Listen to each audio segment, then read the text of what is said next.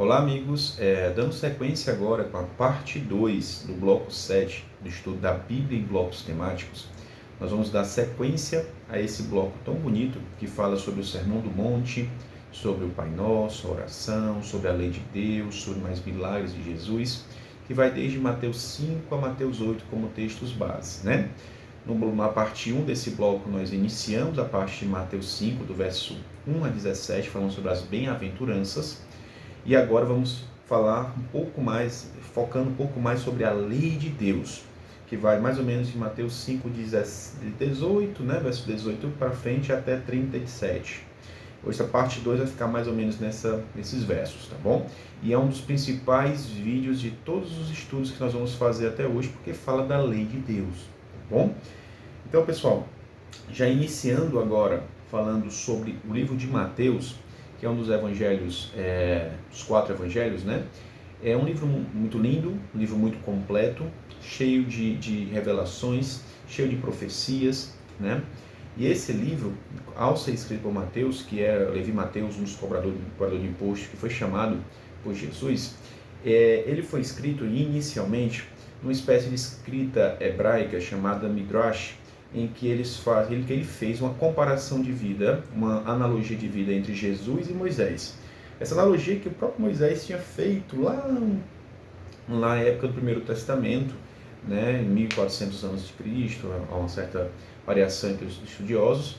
Ele falava que viria um profeta realmente, o profeta, o verdadeiro profeta semelhante a ele, mas muito maior, que seria referência a Jesus. E esse profeta aqui, agora Jesus, que é o verdadeiro Deus, Filho de Deus, ele tem comparações e analogias à vida de Moisés, que fez todo um sentido no Primeiro Testamento e passou ainda, é claro, o seu legado para o Segundo Testamento, e Jesus que agora se revela de maneira plena no Segundo Mandamento do Novo Testamento, né? No Segundo Testamento do Novo Testamento, em que, como Jesus disse, tudo que Moisés escreveu sobre mim, Moisés escrevia sobre Jesus, né? Tudo na Bíblia é cristocêntrico, tudo aponta para Jesus. Então, se nós formos ver, Moisés, por exemplo, ele nasce no Egito, cresce no Egito, e Jesus, ele fugiu para o Egito quando era criancinha, com até 2 anos de idade, para poder não ser morto por Herodes, né? O Egito faz parte da história de Jesus também. Moisés foi salvo nas águas, quando ele nasceu, na época lá do Egito, onde ele morava, na época que os israelitas estavam, os judeus estavam presos, né? Os hebreus estavam como escravos no Egito. A sua mãe colocou ele na água, né? No recipientezinho, né? No vasilhame na água, e ele foi achado pela filha de Faraó, e ele foi livre da morte, porque todos os filhos homens naquele momento iam ser mortos, assim como Jesus, na época de Jesus, né? Herodes mandou matar os filhos homens até 2 anos de idade. A gente vai ver isso quando for discutir o livro de Êxodo, né? E ele foi salvo pelas águas. E Jesus também passa pelas águas pelo seu batismo, né? Nós temos também, por exemplo, podemos citar o deserto, que Moisés leva o povo de volta do Egito para Canaã, para a terra prometida pelo deserto, e Jesus também vai ao deserto passar 40 dias, que deveria ser o tempo que Moisés e aquele povo deveria ter passado, mas passaram 40 anos, daí a analogia também. Esse retorno à terra prometida, da Palestina, é um termo anacrônico, mas a Canaã naquela época, e Jesus nos promete o retorno da Canaã espiritual, da Nova Jerusalém, a caminhada até a terra prometida definitiva, né? Essa analogia é muito bonita. Temos também a ideia do monte. Moisés subiu ao Monte Sinai e recebeu os 10 mandamentos. Jesus faz o Sermão do Monte, por exemplo, aqui, e nesse Sermão do Monte que ele fala aqui, ele fala da lei de Deus. Então, do mesmo jeito que Moisés revela os 10 mandamentos, Jesus aqui retoma a parte neotestamentária, ele retoma a lei de Deus e fala sobre isso. Além da aliança que foi feita com Moisés, a nova aliança com Jesus, definitiva e eterna. Então, há muitas características que misturam a história desses dois, porque Deus é muito didático, e assim ele escreveu a história da humanidade, tá bom? E dentro desse contexto, a gente vai falar um pouco sobre a lei de Deus. Jesus vai retomando essa lei de Deus, dada pela tradição oral adâmica até Moisés, e passada a ser escrita da época de Moisés para frente. Lembrando que o próprio Deus começou a escrever as escrituras com a sua mão nas tábuas, né? E Moisés deu sequência, né? Então, começando agora nos versos 17 e 18, deixa eu ver aqui. Verso 17 e 18, a gente foi até o verso 16 no encontro passado. Então a gente vai a partir do Mateus capítulo 5, verso 17 até 37, certo? É assim que a gente vai. Verso 17, Jesus fala logo para quebrar a opinião de vários teólogos por aí, várias pessoas por aí que falam que Jesus veio para abolir a lei, para acabar com a lei, né? E verso 17 fala assim: não penseis que vim destruir a lei, L maiúsculo, lei de Deus, os 10 mandamentos, ou os profetas, referência a Moisés, a Elias. Eu não vim para anular, mas para cumpri-la, aperfeiçoá-la. Então Jesus veio para mostrar que é possível cumprir essa lei, para mostrar o sentido mais amplo dessa lei e mostrar a sua perfeição, a sua validade, e nos mostrar que é possível, que ele não veio anular. Jesus continua no verso 18: com toda a certeza vos afirmo que até que os céus e a terra passem, nenhum i ou um mínimo traço, em outras traduções, um tio, são símbolos pequenos da escritura hebraica, se omitirá da lei, até que tudo se cumpra. Nada passará da palavra de Deus, nem um traço, nem um tio, nem uma vírgula, até que tudo se cumpra. Tudo passará, menos a palavra de Deus, menos o que foi profetizado, menos a lei de Deus. E Paulo reforça isso. Se vocês forem até Romanos capítulo 3, versos 31, fala assim, Paulo: anulamos, pois, a lei por causa da fé? De modo algum. Ao contrário, confirmamos a lei. Então, quando Paulo fala que não vivemos mais debaixo da lei, mas da graça, o período da graça após Jesus ter vindo, é que agora nós não vivemos um legalismo que aquele povo vivia de maneira errada.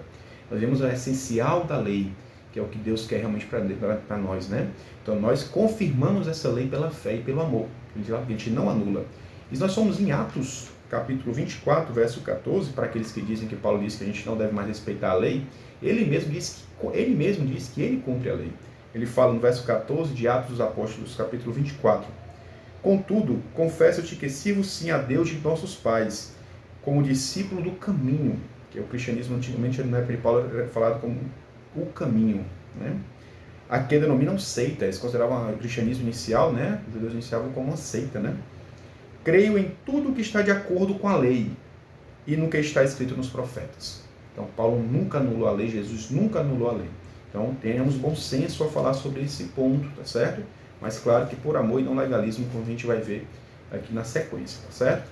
Então, ficando claro esse ponto, que esse vai ser o mais importante do nosso estudo hoje, né? Nós vamos para o verso 19, que fala assim: qualquer, pois, que violar um destes menores mandamentos e assim ensinar aos homens, será chamado menor no reino dos céus. Aquele, porém, que os cumprir e ensinar, será chamado grande no reino dos céus. Então Jesus fala: se violar um dos menores desses mandamentos, será pequeno no reino dos céus, ou seja, não entrará no reino dos céus. E quem ensinar esses mandamentos será grande no reino dos céus. Assim como em Tiago, capítulo 2, verso 10, vão até lá e dê uma lidinha, por conta do tempo eu não posso falar. Tiago 2, 10 fala que aquele que cumpre todos os mandamentos e cai em um só, é culpado por todos os outros mandamentos, tá certo? Então, todos os mandamentos são válidos, nunca deixaram de ser válidos e são eternos, tá bom? E João, no capítulo 20, João capítulo 14, verso 21, Jesus fala que aqueles que me amam cumprem os mandamentos. Então eu falo que o mandamento, quem cumpre o mandamento é quem ama realmente a Deus. E cumpre por amor, não por legalismo, que é a crítica que ele faz no verso 20. Porque vos digo que, se vossa justiça não exceder a dos escribas e fariseus, de modo algum entrará no reino dos céus. Se vocês cumprirem a lei só por legalismo, por obrigação, até para se exibir, isso não vale de nada. A palavra fala que isso é pano de imundície, não serve de nada. Pano de imundície é referência aos absolventes das mulheres na época do Primeiro Testamento. Era isso que o legalismo, os sacrifícios, por meio da lei de Deus, sem amor, vale para Deus, não vale nada, certo? É por amor. Então, caminhando, pessoal, eu quero que vocês vão até o Êxodo 20, e a gente não vai ter tempo para ver isso aí, a gente vai chegar ao livro de Êxodo e vai discutir cada mandamento, e lá vocês vão ver os 10 mandamentos escritos pelo próprio dedo de Deus, né? Dando início às escrituras, certo? E lá vamos ver, dentro do Êxodo, né? Capítulo 20, nós temos 10 mandamentos, tá certo? Há uma certa diferença na divisão da ordem desses mandamentos entre a maioria da literatura dos teólogos protestantes e a organização dentro da Igreja Católica, que são 10 mandamentos, todos eles, mas o primeiro mandamento na Igreja Católica, amar Deus sobre todas as coisas, já na escritura do catecismo já inclui o segundo, que é não farás escultura, então há essa diferença de contabilidade. E o último mandamento, o 10º mandamento, que fala não cobiçarás, né, em Êxodo 20, que ficaria um mandamento, mas a Igreja Católica põe e não cobiçarás as coisas alheias, né, e a mulher do próximo, aí fechando os 10. E a diferença entre a guarda do sábado e domingo, eu não vou entrar hoje, porque é um dos temas mais polêmicos no cristianismo, eu não quero que isso gere discussão, mas esse tema só vou abordar profundamente lá quando chegarmos em Apocalipse 14, quando tivermos uma visão geral da Bíblia como um todo, para a gente fazer um estudo mais profundo, mas eu peço que não haja julgamentos em relação a isso, certo? Para que a gente possa continuar firmes na fraternidade e no amor, e vamos aprofundando a cada vez que a gente for caminhando na palavra, certo? Então a gente vai ver que os 10 mandamentos tinham 2 tábuas, a primeira tábua, os mandamentos verticais, da relação entre nós e Deus, não terás outro Deus, né? Não farás imagem de escultura para adorar, então, em sentido de adorar, não é uma imagenzinha dessa como um crucifixo desse, ou essa aqui na parede, simbólicas, puramente simbólicas, ou que representam apenas, honram a ideia que está aqui presente, mas nem os excessos que são cometidos quando a gente entra na prática, né? Que nem a própria igreja católica prega a adoração às imagens, certo? Mas existem excessos nas práticas, a gente sabe disso. Mas eram escrituras para adorar. A gente vai retomar esse tema polêmico em Êxodo 20, por enquanto também, que isso não gere discussão entre nós, certo? Não tomar o nome de Deus em vão, e o 4º mandamento, que seria, lembra-te do dia de sábado, né? Que é uma diferençazinha dentro do catecismo, mas aí, enfim, a gente vai tomar mais à frente. E os 6 últimos mandamentos, seguindo a ordem literal de Êxodo 20, né? Que seriam os horizontais, o nosso amor ao próximo, né? No sentido de a gente honrar pai e mãe, e a gente não assassinar, né? Não matar, no sentido de não assassinar, não adulterará, não pegar com a castidade, né? Não furtar, não levantar falso testemunho, não mentir, né? E não cobiçar, certo? Então vejam isso, que são os 10 mandamentos. E Jesus retoma esses mandamentos aqui em Mateus. E ele só fala, Deus do Primeiro Testamento era mais rigoroso que do Segundo Testamento. É o mesmo Deus, é o próprio Jesus, o próprio Deus Pai, Espírito Santo. E Jesus foi até mais rigoroso. Se a gente ver versos 21 a 23, fala assim, ouvistes o que foi dito aos antigos, não matarás, mas quem assassinar estará sujeito a juízo. Eu, porém, no verso 22, vos digo que qualquer um que se irá contra o seu irmão estará sujeito a juízo. Também qualquer um que disser ao seu irmão, racá, ou idiota, ou um termo de pejorativo, será levado a tribunal. E qualquer o que chamar de idiota estará sujeito ao fogo do inferno. Tá certo? Então Jesus fala dessa condenação àqueles que ofenderem, que a própria boca mata, a palavra mata, tem poder de dar vida e de matar também. Jesus é mais rigoroso, não é só assassinar de fato, né? Ele retoma isso. Então, como mandamento também, como exemplo dos 10 mandamentos, não adulterarás, nos versos 27 a 29, que ele fala assim, ouvistes o que foi dito, não cometerás adultério.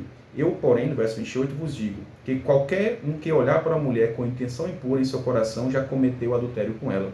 Jesus fala que só no olhar com intenção impura para uma mulher, você já está adulterando. Então, Jesus ele é mais rigoroso no cumprimento dessa lei, dessa perfeição a Deus. A gente vai falar sobre a sociedade de perfeição ao amor de Deus no próximo vídeo, tá bom? Então Jesus traz um rigor maior. E nos versos 29 e 30, ele fala, né? 29 e 30, já finalizando o nosso vídeo, ele fala assim, se o teu olho direito te leva a pecar, arranca-te e lança-se fora. É mais proveitoso perder um dos teus membros do que teu corpo todo ser lançado no inferno. No verso 30, do mesmo jeito, se tua mão direita te faz pecar, corta-te e lança-te fora. Lança-te fora. É melhor que perda um dos seus membros que teu corpo seja jogado no inferno. Então, nesse sentido, fuja do pecado, se espere-se do homem velho e se vista do homem novo. Se a gente, como Paulo fala, né? E leiam Mateus 16, 24, que fala assim, vocês têm que negar-se a si mesmo, o seu próprio eu, tomar a sua cruz para poder me seguir. É isso que Jesus nos fala. Fujamos das situações de pecado, como José fez do Egito. A gente vai ver essa história mais para frente. No fim, pessoal, a lei de Deus, ela revela o caráter de Deus. É uma cerca de proteção para que nós não caiamos na escravidão do pecado, no abismo do pecado. Ao final desse estudo, pessoal, façam aquelas perguntas. O que eu entendi hoje da palavra e como eu posso pôr em prática isso na minha vida? A gente vai dar sequência falando o verso 31 e 32 desse capítulo 5 e 33 a 37 no próximo vídeo. Um abraço, pessoal. Deus abençoe.